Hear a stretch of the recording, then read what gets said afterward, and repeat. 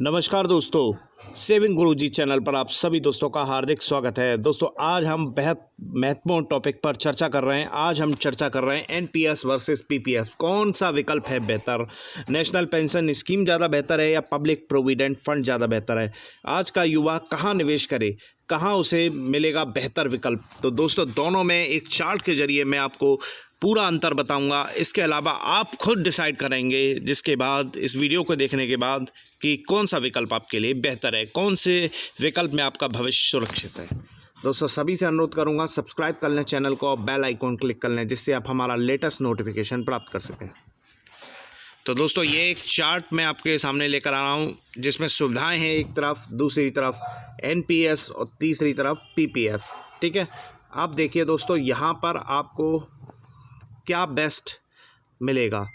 ठीक है, तो दोस्तों सबसे पहले आप मिनिमम सालाना निवेश और मैक्सिमम सालाना निवेश पर देखते हैं। तो दोस्तों मिनिमम सालाना निवेश एनपीएस में है 1000 रुपये, जबकि पीपीएफ में है 500 रुपये। यानी कि एक वित्त वर्ष में आप मिनिमम इतना अमाउंट आपको जमा कराना होगा एनपीएफ या पीपीएफ में। एनपीएस में 1000 और पीपीएफ में 500।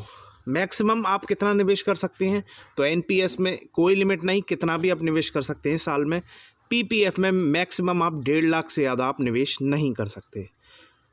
अगर दोनों के इन्वेस्टमेंट टाइप की बात करें कि एनपीएस में अगर हम खाता खुलवाते हैं और पीपीएफ में खाता खुलवाते हैं तो दोनों में अंतर क्या है, इन्वेस्टमेंट टाइप इनमें क्या क्या होता है। तो विभिन्न लाइफ इंश्योरेंस कंपनियां, इसके अलावा अन्य शेयर मार्केट की कंपनियां लगातार एनपीएस अगर आप खोलते हैं बैंकिंग सेक्टर वगैरह में तो इक्विटी और डेफ्ट दोनों में पैसा निवेश करते हैं। वहीं अगर पीपीएफ की बात करें तो एक तरह से कम समय में उसे प्रॉफिट देना है तो इसीलिए डेफ्ट में पैसा इन्वेस्ट किया जाता है। अगर इनके लॉक इन पीरियड की बात करें तो रिटायरमेंट एनपीएस का देखिए एक रूल है। एनपीएस का मतलब है नेशनल पेंशन स्कीम, यानी कि भविष्य में आपको पेंशन मिलेगी। इसके अलावा जो आपका पैसा बनेगा उसमें 60% आपको पे कर दिया जाएगा और 40% की आपको एन्युटी खरीदनी पड़ेगी। तो सिंपल है इसमें कि 60 साल पूरी होने पर आपको पैसा मिलेगा प्लस एन्युटी, आपको 40% जो पैसा होगा उस पर एन्युटी मिलेगी। ये 70 साल की आयु तक आप जारी रख सकते हैं इसी तरह की प्रक्रिया। अगर चाहें कि अब मुझे 70 साल में एन्युटी चाहिए तो आप इसे भी जारी रख सकते हैं। वहीं पीपीएफ है कि 15 साल का ये खाता होता है। 5 साल का ब्लॉक जो है वो आप 5-5 साल इसे बढ़ा सकते। कोई अधिकतम आयु नहीं है। कुछ केसों में ये 5 साल के बाद खाता बंद करने पेनल्टी अगर कुछ देते हैं और खाता हम बंद करने का रख सकते हैं, लेकिन इसमें आपका खाता बंद नहीं होगा एनपीएस में। अगर हम टैक्स में छूट की बात करें तो दोस्तों टैक्स छूट की बात करें तो एनपीएस में भी टैक्स छूट दी गई है। इनकम टैक्स जो सेक्शन सी है इस एटीसी, और इसके अलावा पीपीएफ में भी इसी तरह से आपको छूट दी गई है। अगर टैक्स निवेश पर टैक्स बेनिफिट की बात करें तो दोस्तों 50,000 तक के सेक्शन 80 CCD 1B के तहत रखा गया है। 1.5 लाख तक का सेक्शन 80 CCD 1 के तहत रखा गया है जिसमें वेतन का 10% कटौती होती है। अगर सेल्फ एम्प्लॉयड है तो कुल आय का 20%।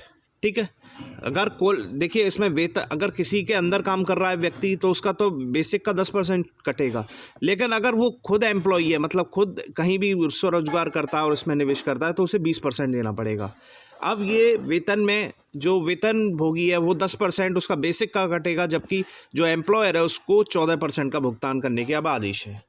वहीं दोस्तों निवेश में अगर पीपीएफ के बारे में बात करें तो 80 की सी के तहत 1.5 लाख रुपए तक पूरा छूट है।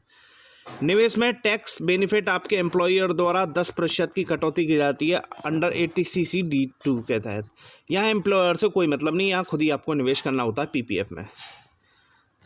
मैच्योरिटी की बात करें तो 60% राशि एकमुश्त निकाल सकते हैं एनपीएस में और उस राशि पर टैक्स नहीं लगेगा।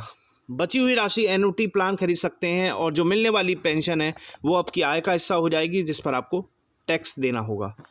पीपीएफ में सारी राशि जो भी आपकी मैच्योरिटी होगी वो टैक्स फ्री होगी, उस पर आपको कोई टैक्स नहीं देना होगा। पूछा जाता है मैच्योरिटी से पहले पैसा निकाला जा सकता है। देखिए इसमें अभी क्लियर जो इसमें टीयर 1 होता है एनपीएस में टीयर 2 होता है। टीयर 1 में आप पैसा नहीं निकाल सकते, लेकिन टीयर 2 में आप कुछ पैसा अपनी बीमारी या शिक्षा उच्च शिक्षा के लिए पैसा निकाल सकते हैं। क्या इस पर लोन ले सकते हैं पीपीएफ में? तो पीपीएफ में लोन ले सकते हैं, लेकिन कुछ लिमिट तक ही पैसा निकाल सकते हैं। वार्षिक खरीदना अनिवार्य है एनपीएस में। यस, वार्षिकी आपको 40%, जब आप 60 साल के हो जाएंगे या जब भी आपका एनपीएस मैच्योर होगा तब आपको वार्षिकी आपको खरीदनी ही होगी, और इसमें कोई वार्षिकी आपको खरीदनी है। लोन फैसिलिटी एनपीएस में नहीं है, पीपीएफ में है।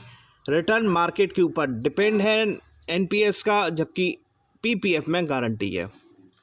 तो दोस्तों, मैं आपसे ये नहीं कहूँगा कौन सा बेहतर विकल्प है, एनपीएस बेहतर है, पीपीएफ बेहतर है।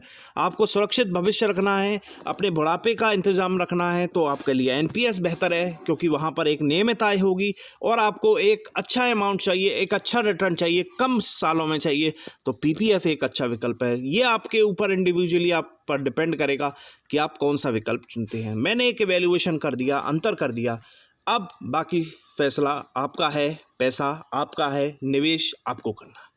अगले वीडियो के साथ सेविंग गुरुजी चैनल पर एक बार फिर मुलाकात करते हैं। बहुत बहुत धन्यवाद।